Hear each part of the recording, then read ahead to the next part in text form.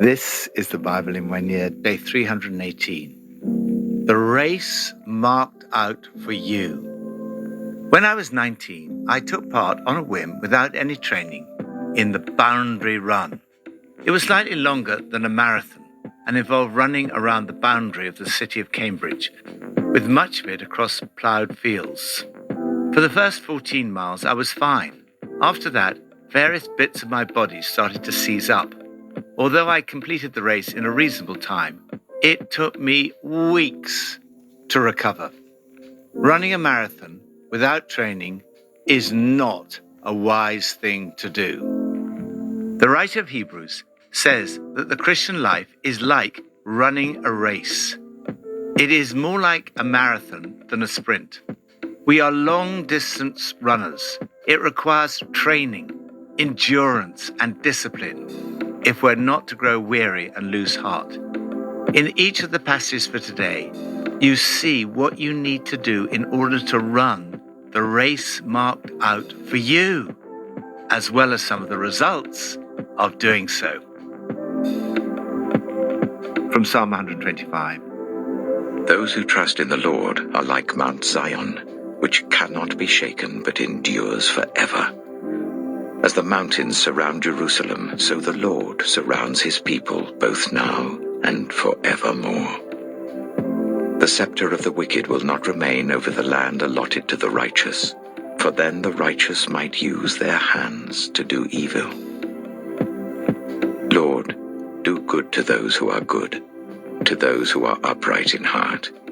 But those who turn to crooked ways, the Lord will banish with the evildoers. Peace be on Israel. Stay on track and keep going. Nothing great was ever done without much enduring, wrote St. Catherine of Siena. The key to endurance lies in trusting God.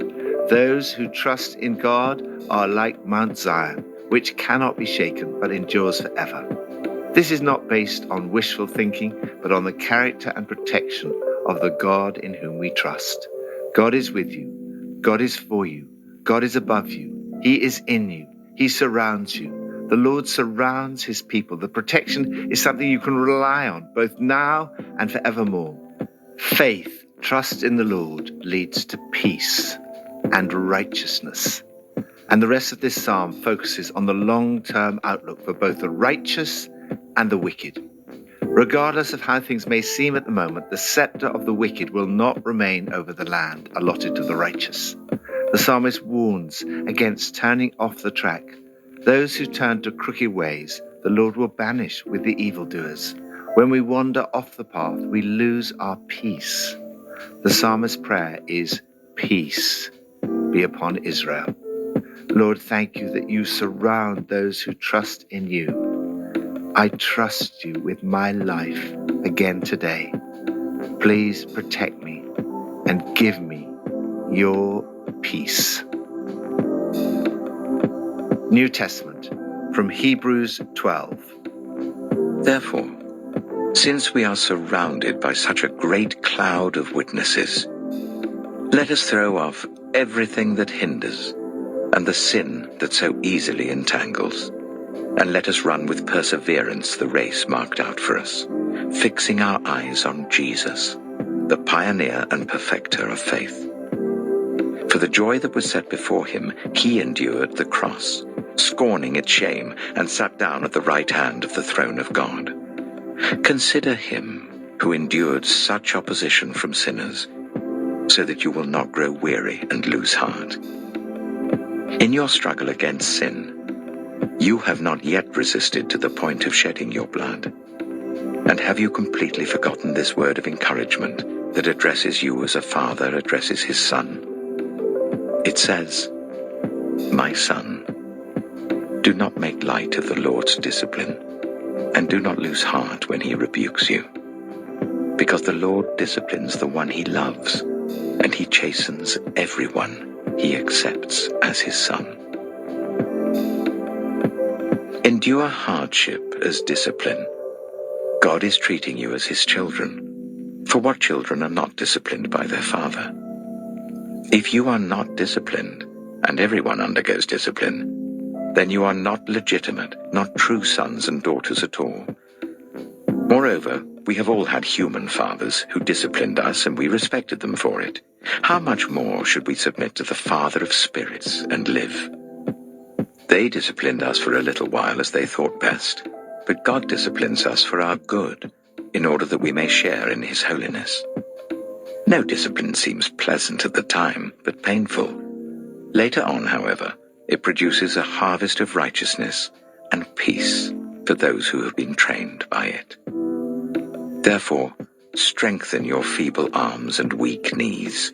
Make level paths for your feet, so that the lame may not be disabled, but rather healed. Run the race with perseverance. There is a race marked out for you that you are urged to run with perseverance. In this race, you have great encouragement. You're surrounded by a great cloud of witnesses. These are the men and women of faith. Those listed in Hebrews 11 have all died. But the witnesses that surround us also include those still alive, who are living examples of faith. All those pioneers who blazed the way, all those veterans cheering us on. Running your race is not going to be without its obstacles, difficulties, opposition, and challenges.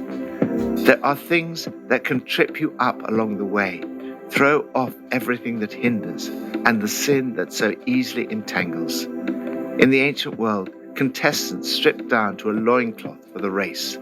Don't be a spectator. Get in the race as a contestant. Too many clothes could hinder an athlete. This is an analogy of getting rid not only of sin, but also other hindrances and distractions. Today, for example, social media can be good, but it may also be a distraction. The key to running the race successfully is to fix our eyes on Jesus. Where an athlete's looks is key to their success, good athletes keep their eyes fixed on the finish line. Jesus never lost sight of where he was headed, that exhilarating finish in and with God. The only way to make straight paths for your feet is to keep looking ahead at the goal rather than looking down at your feet. Keep your eyes fixed on Jesus. For every one look within, take 10 looks at him.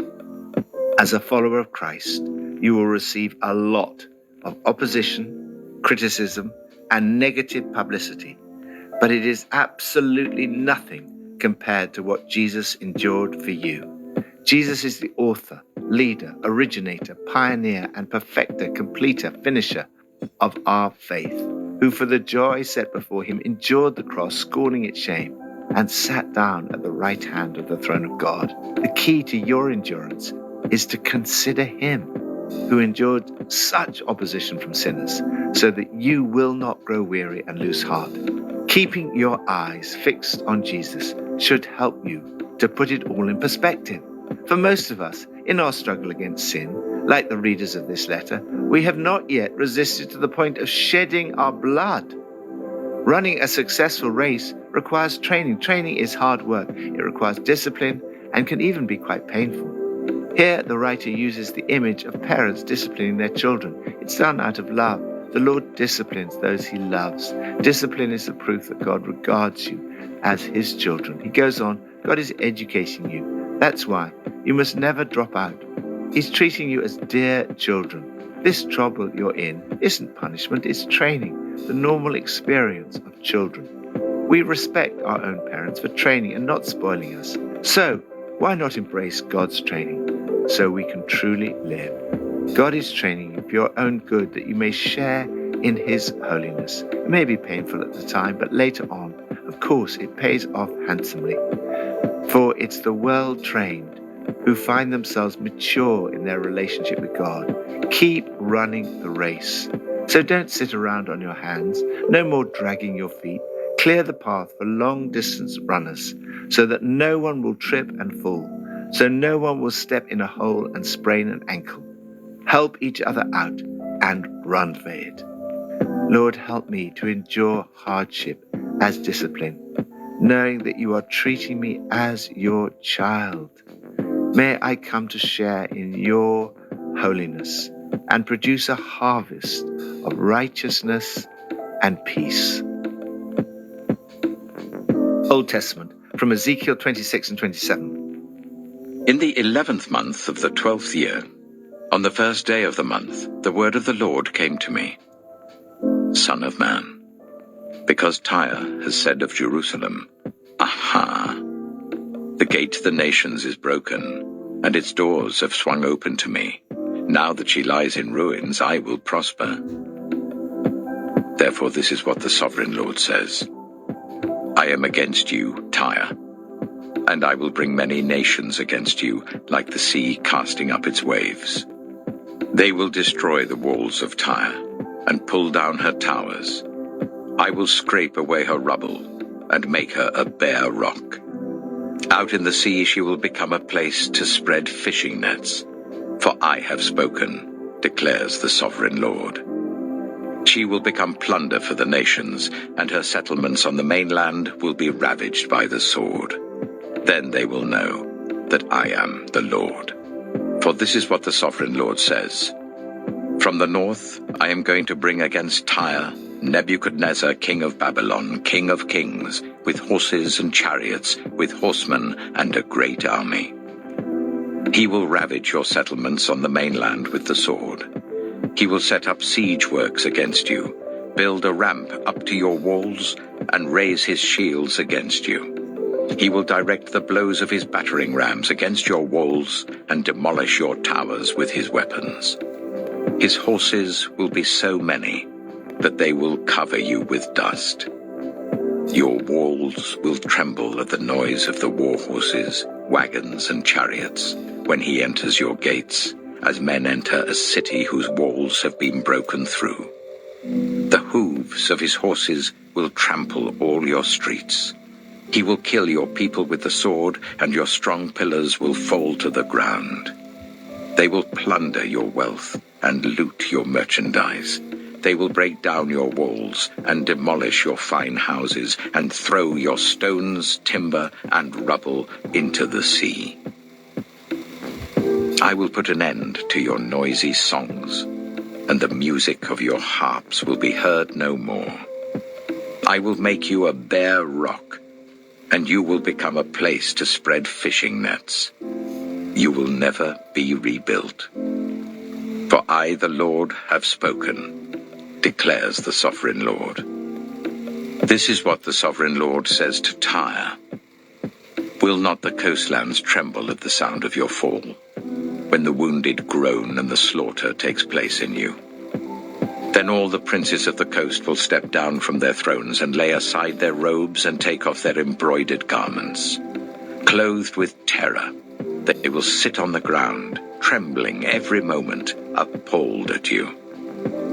Then they will take up a lament concerning you, and say to you, How you are destroyed, city of renown, peopled by men of the sea. You were a power on the seas, you and your citizens. You put your terror on all who lived there. Now the coastlands tremble on the day of your fall. The islands in the sea are terrified at your collapse. This is what the Sovereign Lord says. When I make you a desolate city, like cities no longer inhabited, and when I bring the ocean depths over you and its vast waters cover you, then I will bring you down with those who go down to the pit, to the people of long ago. I will make you dwell in the earth below as in ancient ruins, with those who go down to the pit, and you will not return or take your place in the land of the living. I will bring you to a horrible end, and you will be no more. You will be sought, but you will never again be found, declares the Sovereign Lord. Ezekiel chapter 27. The word of the Lord came to me. Son of man, take up a lament concerning Tyre. Say to Tyre, situated at the gateway to the sea, merchant of peoples on many coasts, this is what the Sovereign Lord says. You say, Tyre, I am perfect in beauty. Your domain was on the high seas. Your builders brought your beauty to perfection. They made all your timbers of juniper from Senia. They took a cedar from Lebanon to make a mast for you. Of oaks from Bashan, they made your oars. Of cypress wood, from the coasts of Cyprus, they made your deck adorned with ivory. Fine embroidered linen from Egypt was your sail and served as your banner. Your awnings were of blue and purple from the coasts of Elisha. Men of Sidon and Arphad were your oarsmen. Your skilled men, Tyre, were aboard as your sailors. Veteran craftsmen of Byblos were on board as shipwrights to caulk your seams. All the ships of the sea and their sailors came alongside to trade for your wares. Men of Persia, Lydia, and Put served as soldiers in your army. They hung their shields and helmets on your walls, bringing you splendor. Men of Arphad and Helek guarded your walls on every side. Men of Garmad were in your towers. They hung their shields around your walls. They brought your beauty to perfection.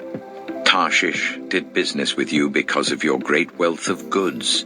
They exchanged silver, iron, tin, and lead for your merchandise. Greece, Tubal, and Meshech did business with you. They traded human beings and articles of bronze for your wares. Men of Beth Togarmah exchanged chariot horses, cavalry horses, and mules for your merchandise. The men of Rhodes traded with you, and many coastlands were your customers. They paid you with ivory tusks and ebony. Aram did business with you because of your many products. They exchanged turquoise, purple fabric, embroidered work, fine linen, coral, and rubies for your merchandise. Judah and Israel traded with you. They exchanged wheat from Minnith and confections, honey, olive oil, and balm for your wares. Damascus did business with you because of your many products and great wealth of goods. They offered wine from Helbon, wool from Zahar, and casks of wine from Izal in exchange for your wares. Wrought iron, cassia, and calamus. Dedan traded in saddle blankets with you. Arabia and all the princes of Kedar were your customers. They did business with you in lambs, rams, and goats. The merchants of Sheba and Reumah traded with you. For your merchandise they exchanged the finest of all kinds of spices and precious stones and gold. Haran, Canaan, and Eden, and merchants of Sheba, Ashur, and Kilmad traded with you. In your marketplace they traded with you beautiful garments, blue fabric, embroidered work, and multicolored rugs with cords twisted and tightly knotted. The ships of Tarshish serve as carriers for your wares. You are filled with heavy cargo as you sail the sea. Your oarsmen take you out to the high seas. But the east wind will break you to pieces far out at sea. Your wealth, merchandise, and wares, your mariners, sailors, and shipwrights, your merchants, and all your soldiers and everyone else on board will sink into the heart of the sea on the day of your shipwreck. The shorelands will quake when your sailors cry out. All who handle the oars will abandon their ships. The mariners and all the sailors will stand on the shore. They will raise their voice and cry bitterly over you. They will sprinkle dust on their heads and roll in ashes. They will shave their heads because of you and will put on sackcloth. They will weep over you with anguish of soul and with bitter mourning. As they wail and mourn over you, they will take up a lament concerning you. Who was ever silenced like Tyre, surrounded by the sea? When your merchandise went out on the seas, you satisfied many nations. With your great wealth and your wares, you enriched the kings of the earth. Now you are shattered by the sea in the depths of the waters. Your wares and all your company have gone down with you. All who live in the coastlands are appalled at you. Their kings shudder with horror, and their faces are distorted with fear. The merchants among the nations scoff at you. You have come to a horrible end and will be no more. Throw off everything that slows you down. Western society is in danger of going in the same direction as Tyre. It was wealthy and powerful. It was a nation of successful business and global training. This has a contemporary feel, as Ken Costa describes in his book, God at Work. Tyre was at the corner of all financial and commercial transactions in the region. Tyre could so easily be the city of London or Wall Street or Tokyo. Tyre is an example of society organized to fulfill itself without God. It is attractive, and that is what makes it so seductive. Money-making, empire-building, and luxury are attractive. We're supposed to love people and use things. We go wrong when we start loving things and using people. Consumerism is a great danger in the modern world, but it is nothing new. Tyre was a nation that had ended up loving things and using people, even trading slaves. To run the race successfully, we have to throw off everything that hinders and the sin that so easily entangles. The sins of Tyre were pride, reveling, and self-sufficiency. There was treachery and slave trading. Ezekiel warns that God's judgment will fall on the nation. Its pride will be its downfall. Tyre boasted, I am perfect in beauty. But God warns, everything sinks. Your rich goods and products, sailors and crew, ships, carpenters and soldiers sink to the bottom of the sea. Total shipwreck. This prophecy was partially fulfilled in 586 to 573 BC, when Nebuchadnezzar, king of Babylon, laid siege to Tyre for 13 years. Nebuchadnezzar did not completely destroy Tyre, but Alexander the Great fulfilled these verses in 332 BC. The focus on trading, money, and consumer goods seems eerily similar to some aspects of modern consumerism, especially in this season as we lead up to Christmas. We need to remember that however enticing these things may seem, they are transitory and fleeting. Don't get entangled. Keep your eyes fixed on Jesus, the author and perfecter of your faith. Throw off everything that hinders and the sin that so easily entangles. Run with perseverance the race marked out for you. Lord, help me to run with perseverance the race marked out for me, to fix my eyes on Jesus and never to grow weary nor lose heart. Pippa adds, in Psalm 125 verse 2, it says, as the mountains surround Jerusalem, so the Lord surrounds his people, both now and forevermore. This is a powerful picture of God's protection, strength, and enduring love for us.